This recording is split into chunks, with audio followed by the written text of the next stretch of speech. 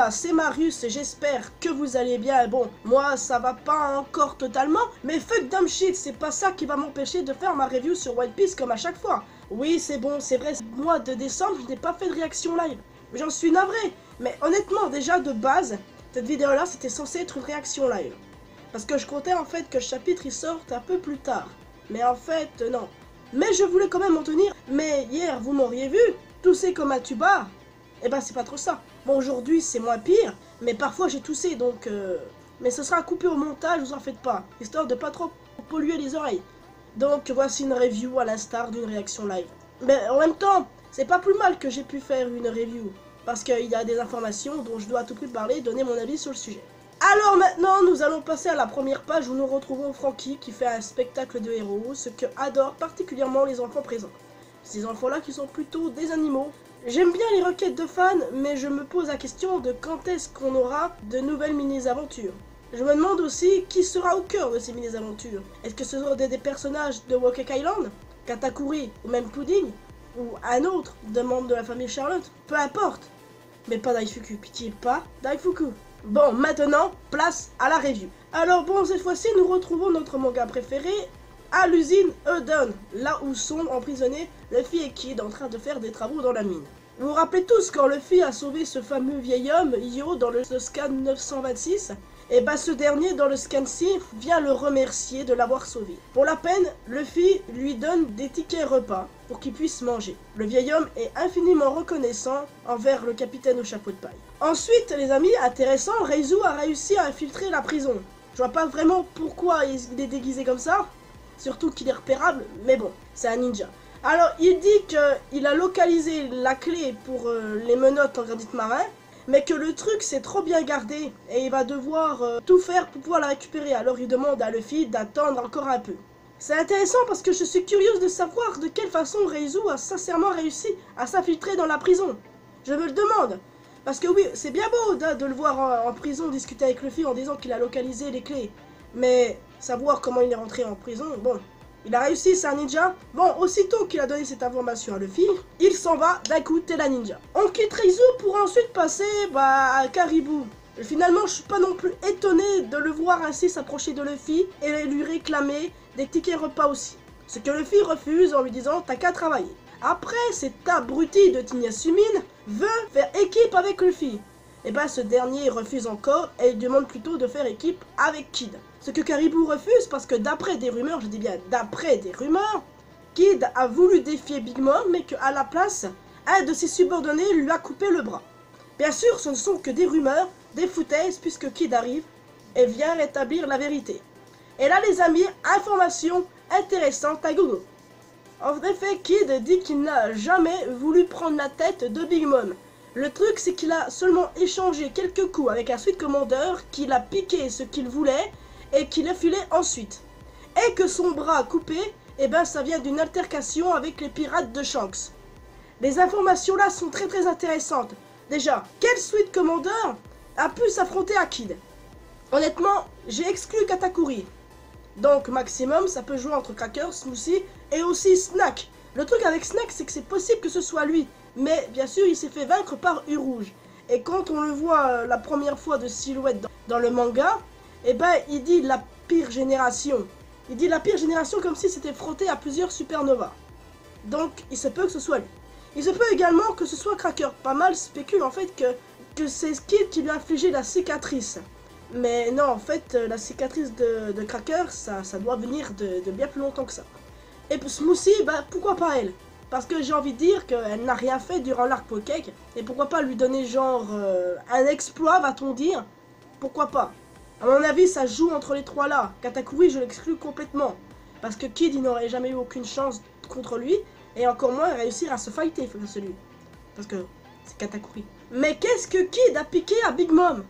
Bonne question les amis. Certains spéculent que Kid lui a également piqué un ponyglyphe. Et ben le truc c'est que c'est possible. Et que si la théorie de Killer est à 3 yeux est réelle, et ben ça donne encore plus d'ampleur en fait. Mais sinon je vois pas trop ce qu'il aurait pu lui piquer. Puisque bon, Big Mom elle a une bibliothèque avec enfermé des personnes dedans, des créatures mythiques. Ça m'étonnait aussi que Kid ait voulu récupérer quelque chose de genre là-dedans. Après c'est possible. Mais si la théorie de Killer qui a 3 yeux est réelle, donc je comprends pourquoi Kid en fait aurait voulu piquer un Rod Poneglyph. Donc ça se peut. Et ce qui fait en fait que Kid c'est quand même le rival de Luffy. Et l'autre information importante qui était que l'un des pirates de Shanks a coupé le bras de Kid. Oui, parce que ça n'a pas été clairement dit que c'était Shanks qui lui avait coupé. Il a dit une altercation face aux pirates du Roux. Il n'a pas précisé que c'était Shanks. Donc du coup, qui cela pourrait être? À mon avis, c'est un membre de son équipage qui n'a pas été encore nommé. Rockstar, par exemple aussi, ou peut-être ceux qui n'ont pas été nommés. Mais je vois mal le genre Ben Beckman, ainsi que Lucky Roux ou Yasop faire ça, parce qu'ils ont des flingues. Après oui, c'est peut-être Shanks lui-même. Mais dans ce cas, pourquoi est-ce que Kid ne l'aurait pas mentionné? Eh ben, je sais pas trop. Mais donc, ça veut peut-être dire que c'est pas Shanks. Donc ça peut se jouer soit à un autre de ses membres d'équipage, hors Beckman, hors Yasop et aussi hors Lucky Roux. Donc ça joue avec Shanks et d'autres. Genre le mec avec le singe par exemple, ou même le singe, genre ce serait un truc de ouf, non? Ouais. Bon, à voir sur ce point-là. Mais ça explique pourquoi en fait Kid il veut viser Shanks. Il ne supporte pas qu'on lui ait piqué son bras. Vous imaginez la blague? Un truc que j'ai vu sur l'Euro Jackson en même temps. Shanks a gardé le bras de Kid pour se l'implanter. Ah, et j'étais morte. J'en pouvais plus. Mais bon, du coup, ça me paraît impossible. Peut-être qu'il le garde en trophée quelque part. Bon, bah à l'heure actuelle, Kid il veut faire tomber Kaiju. Et Luffy n'est pas du tout d'accord avec ça, puisque c'est lui qui veut le vaincre. Nous quittons la prison pour ensuite retourner à la capitale des fleurs durant la parade de l'Oiran. Où sont Franky, Usopp et Sanji, qui est bien sûr avec ses éternels yeux en cœur. 3 vieils hommes se sont pointés d'un coup, voulant clairement la peau de Komurasaki.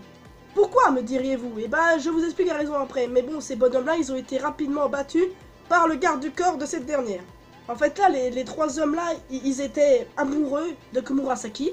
Et on a eu un flashback avec un vieil homme qui a tout quitté pour elle, pour la racheter. Donc, vraisemblablement, c'est aussi le cas pour les 2 autres. Donc, en gros, Komurasaki a escroqué ce vieil homme ainsi que les autres. Elle prétendait aimer ces hommes et ils se sont fait facilement avoir. Ils ont abandonné quoi? Leur travail et leur famille, tout ça.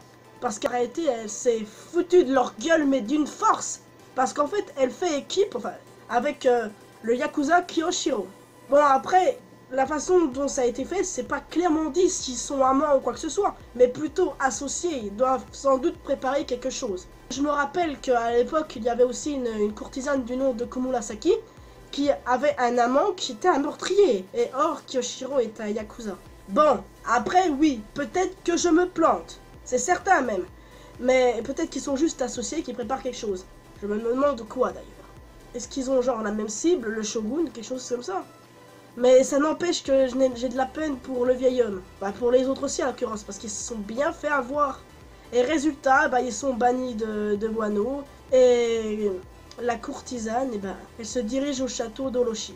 Elle dit clairement qu'elle déteste les pauvres. Bon, très bien.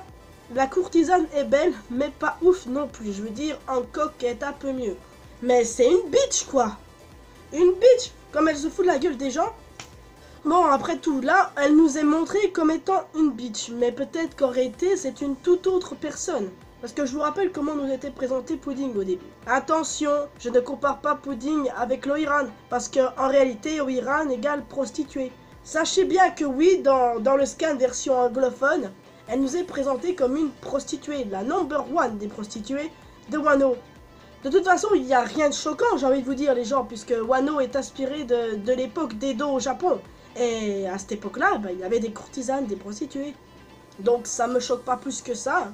Après, si ça choque des gens, bah tant pis, hein, c'est que vous n'avez pas trop de culture. Mais il faut avoir de la culture pour ça, pour comprendre l'arc Wano, pour comprendre tout. Donc elle nous est montrée comme une méchante personne, mais peut-être que finalement, elle fait ça pour un motif beaucoup plus noble. Genre dépouiller les pauvres vieux, tout ça, prétendre les aimer. C'est vrai que ça, c'est un coup de pute. Mais dans l'histoire, peut-être qu'il y a un objectif plus noble derrière. C'est possible. Et puis surtout, son partenariat avec Kiyoshiro, c'est peut-être pas anodin non plus. Peut-être qu'ils ont tous les deux un truc de prévu, je sais pas. Attention d'Orochi, puisque Kiyoshiro a critiqué d'une force Orochi, et lui, il se rend au banquet. Komurasaki s'y rend aussi, donc c'est à voir. À mon avis là, on la voit comme une bitch, mais autant attendre. Et là, nous quittons la capitale des fleurs pour passer à la dernière partie du scan, là où on retrouve Momonosuke et Tama qui discutent de Iori, au village Amigasa. Alors oui, Momonosuke dit clairement qu'il pense que sa sœur est bien vivante et qu'elle a à l'heure actuelle 26 ans. Donc elle a 2 ans de moins que lui en réalité. Tama dit qu'elle espère que le frère et la sœur se retrouveront, mais Momonosuke ne veut pas la retrouver maintenant, car s'ils se retrouvent, elle sera la cible d'Orochi, alors il préfère la retrouver au moment où ils auront gagné face à Kaiju.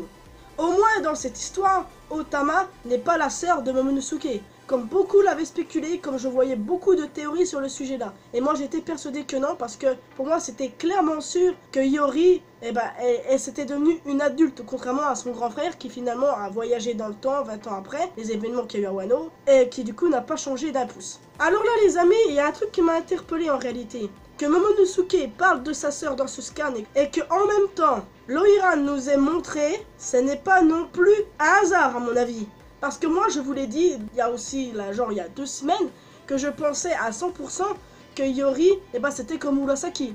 Je continue de le penser. Et je sais que beaucoup de personnes pensent comme moi. Après oui, il se peut que Iori soit une toute autre personne.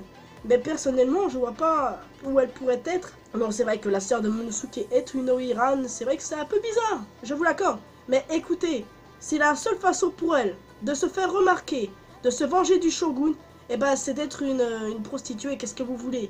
C'est pas la meilleure des façons, mais...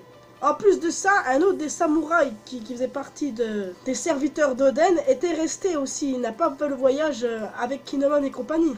Donc à mon avis, lui et Iori se sont enfuis quelque part ailleurs. Et peut-être que le garde du corps qui a abattu les 3 vieux, c'est peut-être ce samouraï-là qui a complètement changé. Ça c'est possible aussi, si on va dans cette logique. En tout cas, moi je reste sur ma théorie là jusqu'à ce que l'inverse soit prouvé. Parce que honnêtement, si Komurasaki n'est pas Iori, ça voudrait peut-être dire que Komurasaki c'est une vraie bitch et qu'elle aura un fight contre un des Mugiwara, contre Robin ou Nami à la limite. Mais peut-être contre Robin. Puisque Robin, elle aussi, elle va être au banquet. Donc, je sais pas comment ça va trop se passer. J'ai hâte que ce jour vienne dans le banquet du Shogun, histoire de voir comment ça se passe, comment l'infiltration de Robin se passe aussi. Enfin, il y a encore tellement de choses à voir, quoi. Là où sont passés nos autres Mugiwara. Nous aurons aussi, où est-ce qu'il est? Est-ce qu'il va avoir en tête d'aller libérer son capitaine? Tout ça est à voir, mais putain, c'était vraiment un bon chapitre, quoi. Oui, oui, c'est le dernier chapitre de 2018 et il était bien. Je suis pas télépathe ou médium ou quoi que ce soit. Et je suis sûr qu'en fait, des gens disent « Ah, en fait, c'est ça, le dernier chapitre 2018 ?» Excusez-moi, Wano, en réalité, dans l'histoire, c'est un bon arc jusqu'ici. On est encore qu'au début. Et, bien entendu, ceux qui s'attendent réellement à voir que du combat, allez voir d'autres mangas où il y a H24 du combat. Parce que vous n'avez rien à foutre sur One Piece, ceux qui s'attendent ça. Non mais sérieusement. Ah, les fans de One Piece, c'est plus trop ce qu'ils étaient avant en réalité. J'avais noté un truc sur le granit marin. Caribou, il avait dit que les granits marins là ont été construits en fonction du fait que les utilisateurs de fruits du démon puissent quand même bouger. La preuve, avec Kid et Luffy qui arrivent parfaitement à travailler. Alors que Caribou, en fait, il arrive plus rien à foutre du tout. Ça, c'est intéressant. Parce que ça prouve qu'en fait, le granit marin là, il a été construit d'une façon différente que le vrai granit marin qui affaiblit totalement un utilisateur de fruits du démon. Alors que cela, en fait, ça affaiblit les pouvoirs, mais pas réellement la force, quoi. Donc ça se tient sur le fait que Luffy et Kid, ils tiennent et qu'ils travaillent sans problème. Le Caribou qui est là, en mode tout déglingué. Bon, la mission sauvetage de Reizu, comment ça risque de se passer? Est-ce qu'il va y arriver ou est-ce qu'il va se faire griller? C'est un ninja, donc je compte sur sa discrétion. Mais je serais pas étonné en fait qu'avant que Reizu n'ait pu trouver les clés, qu'il y ait le gros bordel dans la prison et que finalement notre petit groupe s'évade. Et en plus de ça, rappelez-vous qu'il y a le mec mystérieux dans la prison qu'on sait pas encore qui c'est. Encore tellement de choses à savoir qu'on n'a pas encore vu, donc chaque chose en son temps quoi. Les informations intéressantes à relever sont notamment l'information sur Kid, sur le fait qu'il est pénétré sur le territoire de Big Mom, qui lui a volé un truc, qui s'est fighté avec un Sweet Commander, et qu'en plus de ça, son bras a été coupé par un des membres de l'équipage de Shanks, ou par Shanks lui-même à la limite. Et puis je sais pas si vous avez remarqué, mais Kid et Luffy sont clairement en train de prendre de la puissance.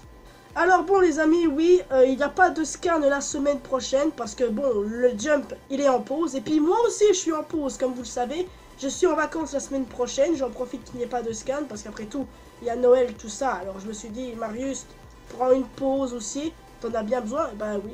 Donc oui les amis, si vous regardez genre les vidéos One Piece ou quoi que ce soit, vous verrez qu'il n'y aura pas de vidéo de toute la semaine prochaine qui vont sortir. Et ce sera normal, il n'y en aura aucune, parce que je suis en vacances. Donc en gros, là on a eu le scan 928, on a une pause, on a le scan 929 en 2 semaines donc. Et après ça, il y a une pause, qui est encore une pause d'une jump. Et après, 2 semaines encore après, on retrouve un cycle normal avec le scan 930, etc. Bon, c'est pas pire, c'est correct même. Écoutez, c'est vrai que même si en logique, moi, les pauses One Piece, et ben je me dis, bah c'est le bien d'Oda, et puis finalement, la pause du jump, et ben ça lui permet de se reposer aussi un peu. Et il a le droit de ça, il a le droit. Alors bon, qu'est-ce qui va se passer au scan prochain?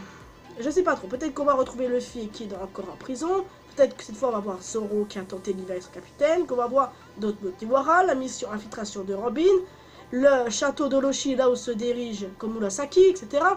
Je suis trop impatiente. Mais malgré ça les amis, je suis obligé de vous laisser ici, parce qu'il y a une grosse skin de tout qui vient de me se prendre sur moi là, et je vais y aller parce que je suis obligé. Et puis j'ai fini ma review de toute façon. Donc à vous de me dire aussi ce que vous avez pensé du scan, également ce que vous voyez pour la suite, ce que vous avez aimé, aussi ce que vous n'avez pas aimé, mais non plus ne dites pas que le scan était nul, il ne l'était pas du tout. Alors bon, vous pouvez me rejoindre sur les réseaux sociaux, les liens sont dans la description, on peut se retrouver sur Discord et en parler, vous pouvez vous abonner à cette chaîne secondaire, tout est dans la description. Et aussi les amis, je le redis, pas de vidéo pendant toute la semaine prochaine, je suis en vacances, donc je vous dis à tous de bonnes vacances, joyeux Noël, bonne année, bonne santé, tout ça, meilleur feu, tout le tralala. Portez-vous bien, n'oubliez pas qu'importe la vie, c'est parce qu'on aime d'être heureux. Et surtout, bah, je vous retrouve pour 2019. Bonne année.